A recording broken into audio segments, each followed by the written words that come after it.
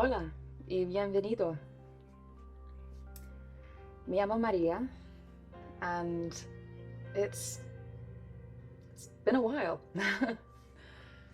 It really has been a really long time, and it's been a few months actually. I think the last video that I did was about my tattoo. A lot has happened. It's been a stressful few months, I can't lie. But this is what this video is for. I mean, it's a bit of an insight, and I know the people who do follow my channel and people like my friends and everything, they might have just seen just one side, or they might have seen the whole picture. As some of you may know, I moved out. I moved out of Cambridge. I am now living on my own in Manchester.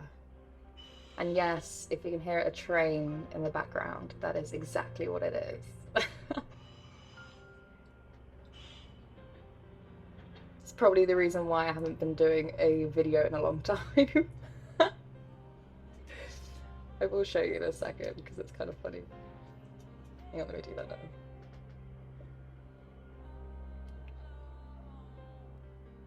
That was a really long train. Like, what the hell? Literally as I'm recording. I moved out. At the beginning of January, I took down all my fairy lights, all my decorations, packed everything up into a van. It was a really sad moment actually, because I realised that I had lived there for the good part of like maybe 2 years, I think. And almost like I remember making those videos when I first moved in, and it feels like time has just flown. I moved to Manchester with the prospect of outgrowing my hometown and moving somewhere where I can succeed in my career. That didn't really happen. Not yet, anyway, not yet. It's complicated. Before anything, obviously you guys, I've got many videos on when I did like a road trip on my motorbike around England, and one of the cities that I did visit on that road trip was Manchester. And during that trip and during several trips after that, I fell in love with Manchester. I was like, oh my god, this is such a cool, quirky city. I think like I would really suit the vibe. Me being a tattoo artist, it's a uni city. Like there's gonna be so many clients. Like I'm not gonna want for like work to do, because there'll be always something to do. I struggled to find a studio initially. I went around many different tattoo studios, literally just asking if they had a free chair, how much would rent be, if they provided clients, if they had a lot of like walk-in traction and stuff. Most of the tattoo studios here though are either fully staffed or like private, so they don't really accept like walk-in clients. It's only like pre-booked appointments. And honestly, if you look at how many tattoo studios there are in Manchester, it is like saturated. There are so many tattoo studios in Manchester. Out of the collective of all of them, only one got back to me, and I swear I went to like maybe 25 different studios. Yeah, initially I thought it was like, it looked cool, it looked edgy, it was kind of like my vibe. Like the owner rode motorbikes. I was like, oh my god, this is like perfect. I ride bikes. Like this is, we're gonna get on. It's not gonna be any drama. Came the day that I was moving day. I was previously set up to rent a room in like this guy's house, and I've been messaging him over Christmas saying, yes, I'm ready, I'm packing everything up, la-di-da-di-da. The day that I was moving, my dad and I, we got a van and we drove from Cambridge to Manchester, which is a 4-hour drive. Like it's not a quick pop down the shop, you know what I mean? 2 hours in, texted the landlord being like, hey, I'm on my way, let me know if you're at home, if I need to wait for you or anything. He tells me, oh, you can't move in. I was like, what do you mean I can't move in? He literally told me that I couldn't move in, and I had all of my whole life like in a van. So I kind of had to live in a hotel for 2 weeks. Yeah, I had to live in a really rough hotel. Like from the outside, this hotel looked really nice. It was glamorous, grand. It had like staircase, like really grand staircases, and like little fishies in like a little pond, like in the restaurant below it or something. No, I definitely heard people selling things, all different kinds of things, and my room didn't even have a window. It was that bad. Yeah, I was desperate, and once I put my mind to something, I just do it. So like I mean, I started working, like I was working and living in the hotel while at the same time trying to find like a full-time, like permanent place to live. Because yeah, I was still living out my suitcase and eating Burger King for breakfast, lunch, and dinner. Like it wasn't it wasn't glamorous at all. Eventually found this apartment. Long story short, I was able to move in here 2 weeks after actually arriving in Manchester. Oh, goodness. I'm just very grateful that I did find this place. And I like my room. It's smaller. It's smaller than what the other room I had before. It is definitely more expensive. But anyway, stress over, right?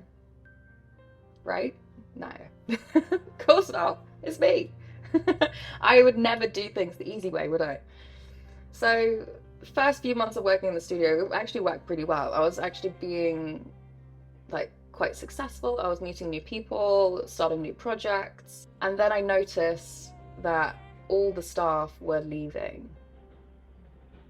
Every single member of staff that were there when I started in January left, and I was the only one there that had been there the longest, and I'd only been there, what, like 3 months. Not saying that this studio had many, many red flags, but red just happened to be my favorite color. After seeing all the artists and the piercers and the people who worked there, after I saw like a rotation of them leaving, I kind of assumed it was going to be my time, like pretty soon. I'm not trying to hate the studio, but sometimes it just happens. You just get a bad egg. So I no longer work there anymore. I've actually just started at my new studio, which is where I was working today. My new studio now, though, it's such an amazing experience to compare like a really negative studio experience during a really stressful time to now being in an environment as an artist where you feel supported, you feel inspired to be creative, because yeah, with the studio in Manchester, it's not a bad thing, but I think there is a very fine line between only doing like being a tattooer for the money and then being a tattooer just for the love of it. And not only did I have to get accustomed to the more expensive prices for tattoos here in Manchester, which all times out of most I did think were like unjustified and like not fair. I mean, just because you're in Manchester, I mean, I get why you need to add like a little bit extra because it's a big city, but at the same time, some of these tattoos were not worth what I was told to charge them for. One of the perks of my job as well, being in Manchester, which I am extremely grateful for, is the fact that I have actually been able to build a client base. I have got customers and clients and people who are asking for me and will only let me tattoo them, which I greatly appreciate. I even got the opportunity to tattoo one of the crew members from Cirque du Soleil, and that was like, how does that happen? Like, stuff like that doesn't happen unless you're in a location where it's busy.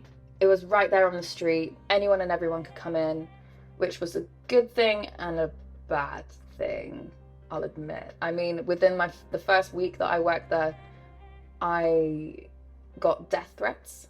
I was almost attacked by a woman. I mean, this woman was completely not in her sane mind, and she spat at me, she called me really awful names, threatened to like kill me and like beat me up, and like I'm just here like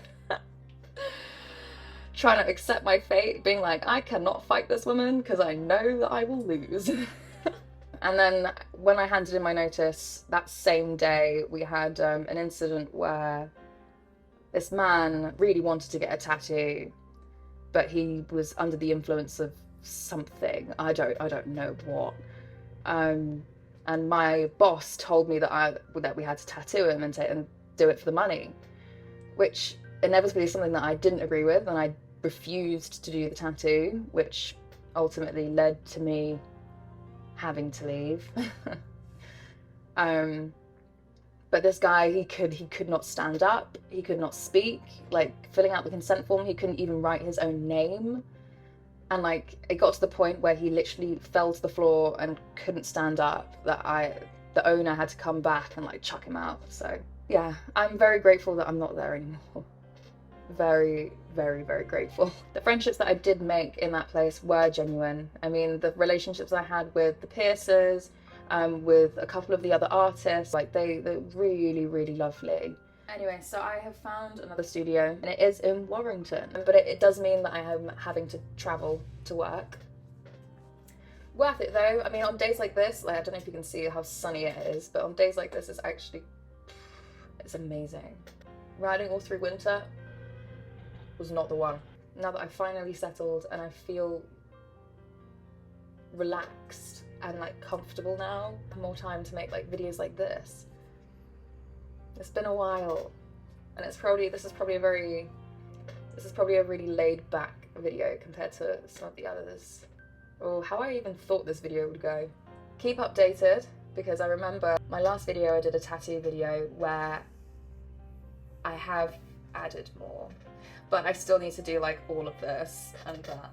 And that's going to be with the artist and my tattoo family in Cambridge again. If you want to follow the studios that have actually supported me and who remain to be amazing people, here's my Cambridge one and here's the one in Warrington. And keep updated, my tattoos have gotten better. I must say that I'm loving the direction I'm organically growing into. Yeah, thanks again to everyone who's watched. Please like and subscribe, and I promise I will make more videos. So, until the next one, ciao queridos.